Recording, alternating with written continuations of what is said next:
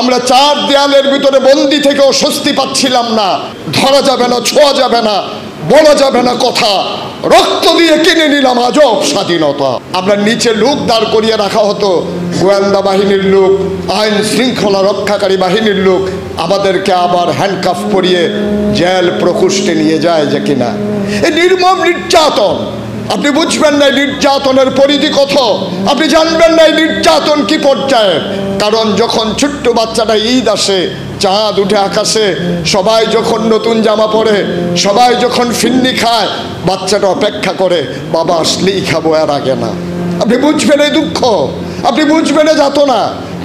ওই বিধবা না স্বামীওয়ালা, বুঝার কোনো উপায় নাই। স্বামী চলে গেছে, আসবে কি আসবে না সে প্রিয়তমা স্ত্রী জানে না। অপেক্ষায় দিন কাটিয়ে আয়নাগরের বন্দি মানুষটি যখন ঘরে আসলো, এসে দেখে তার স্ত্রী অন্যের হাত ধরে আনন্দের সংসার শুরু করে দিয়েছে। আপনি কতটুকু নির্যাতন সয়েছেন, আপনি কতটুকু নির্যাতন দেখেছেন। আপনি সেই সন্তান হারা বাবার, সেই সন্তান বাবা হারা সন্তানের চোখের পানি কি আপনি দেখেছেন? আপনি দেখেছেন রঙিন জামাটা তার তুলে রাখা, বাবা আসলে সে পড়বে? আপনি কি দেখেছেন সে মায়ের গয়নাগুলো খুলে রাখার কথা, স্বামী যখন আসবে তখন সে গয়না পরিবেষ্টিত হয়ে হাতে মেহেদি লাগিয়ে স্বামীর সামনে চলে যাবে? সে স্ত্রী জানে না আসবে কি আসবে না। এমন এক দুঃসময় কাটিয়ে আমরা যখন মুক্তির স্বাদ পেলাম, পূর্ব আকাশে একটা সূর্য যখন উঠল রক্তিম আভা নিয়ে, সবাই মিলে দেখলাম একটা সুন্দর সূর্য আমাদেরকে জানিয়ে দিচ্ছে আগের দিনেরটা নয়, এটা একটা নতুন সূর্য।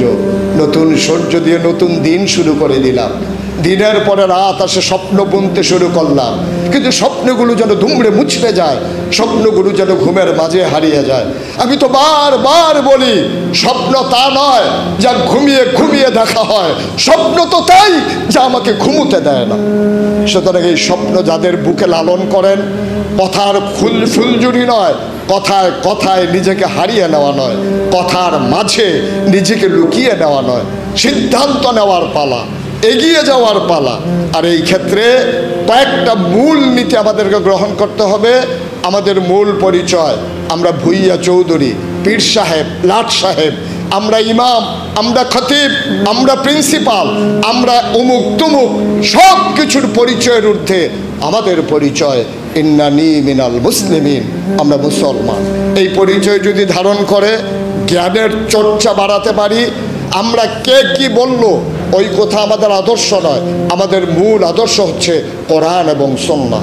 কোনো মানুষের জিন্দেগির কি দরকার যেখানে আমার নবীর জিন্দেগি আমার সামনে আছে, যেখানে নবীর সিরত আছে, সেখানে আরেকজন ব্যক্তি এই জামানায় এসে যারা পাপ পঙ্কিলতায় লিপ্ত হয়ে যাওয়ার সম্ভাবনাই বেশি, এমন মানুষকে কেন আপনি আদর্শ গ্রহণ করবেন?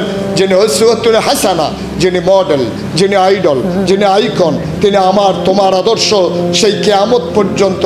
এমন একজন মানুষের নির্ভুল নিশ্চিন্ত জীবন থাকার পরে আমরা যেন অন্য কোনো নেতাকে, অন্য কোনো আদর্শকে মানুষ না মানি, নেতা আদর্শ না মানি। আর আদর্শ মানতে গেলেই আমার পীর বলে একরকম, আমার নেতা বলে আরেক রকম, আমার কর্মী বলে আরেক রকম, আমার উপদেষ্টা বলে আরেক রকম। ঐক্য আর তখন হয়ে ওঠে না। ঐক্য হবে এক আল্লাহর দেয়া বিধান কোরআন আর নবীর দেয়া আদর্শ সুন্নাহর ভিত্তিতে ইনশাআল্লাহ। এর বাইরে কারো কথাকে নির্ভর করে ঐক্য হতে পারে না। কিন্তু আমরা জানেন, এখন যদি নতুন করে কেউ দিনের পথে আসতে চায়, আমরাই আবার তারা টিটকারি বাড়ি, এতদিন ছিলেন কই? এতদিন সে ছিলই আর কি লুকানো। এখন যখন এসেছে, আহলান সাহলান মারহাবা, মোস্ট ওয়েলকাম, আমাদের সাথে আপনাকেও স্বাগতম। এই হৃদয়ের বিশালতা লাগবে আমাদের।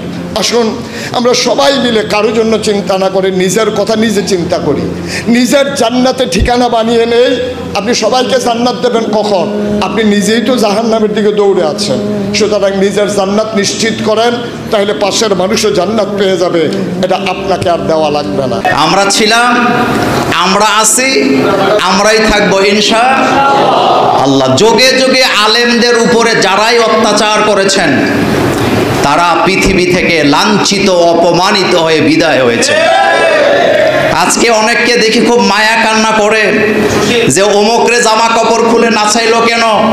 যেই লোকটাকে জামা কাপড় খুলে নাচানো হয়েছে, কিছুদিন আগে মাত্র সে একজন খতিবকে জামা কাপড় খুলে বেইজ্জতি করেছিলেন। আল্লাহ দেখিয়ে দিয়েছেন আমার গোলামদের সাথে বেয়াদবি করলে শেষ পরিণতি এইরকমের।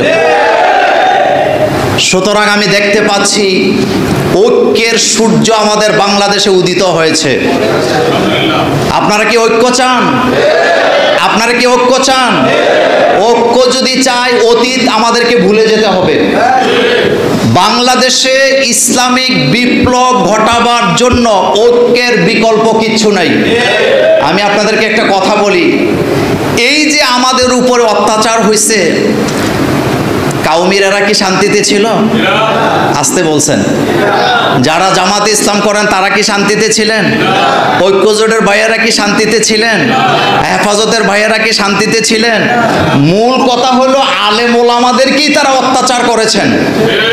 এদেশে গত 16 বছর চোর বাটপারকে ডান্ডা বেরি পরানো হয় নাই, এদেশের যোগ শ্রেষ্ঠ আলেমদেরকে তারা ডান্ডা বেরি পরিয়েছে।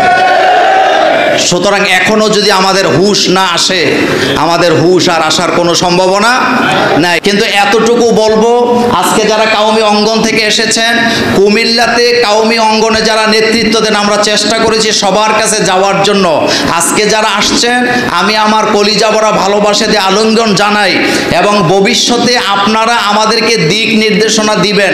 কারণ কাছাকাছি না আসলে ঐক্য গড়া যায় না, বুকে বুক মিলাতে হয়।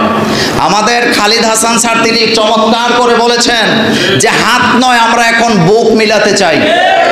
আর যখনই আমরা বুক মিলাতে পারবো, বাংলাদেশে ইনশাআল্লাহ ইসলামের বিপ্লব হবে। আপনি একা একা কিচ্ছু করতে পারবেন না। আল্লাহ পাক কোরআনে বলেছেন, ওয়াতাসিমু বিহাবলিল্লাহি জামিয়া, তোমরা একত্রিত হয়ে আমার রুজ্জকে আঁকড়ে ধরো। রাসূল কারীম সাল্লাল্লাহু আলাইহি ওয়াসাল্লাম বলেছেন, মান দাআ ইলা আসাবিয়াতি ফালাইসা মিন্না, যে ব্যক্তি সাম্প্রদায়িক দাঙ্গা ছড়ায় সে কখনো আমি মুহাম্মদ সাল্লাল্লাহু আলাইহি ওয়াসাল্লামের দলের লোক হতে পারে না। সুতরাং খোঁচাখুচি আজকের থেকে বন্ধ, গালাগালি বন্ধ, কাউকে কেউ খোঁচা দিয়ে কথা বলা বন্ধ, টুপি দিয়ে পাঞ্জাবি দিয়ে সুরত দিয়ে আমরা কাউকে বিচার করতে চাই না। আলেম হিসাবে আমাদের ঐক্য করার দরকার। এবং আজকে আর কোনো কথা বলতে চাই না, কাউমি আলিয়া সুন্নি কোনো কিছু ভেদাভেদ নাই।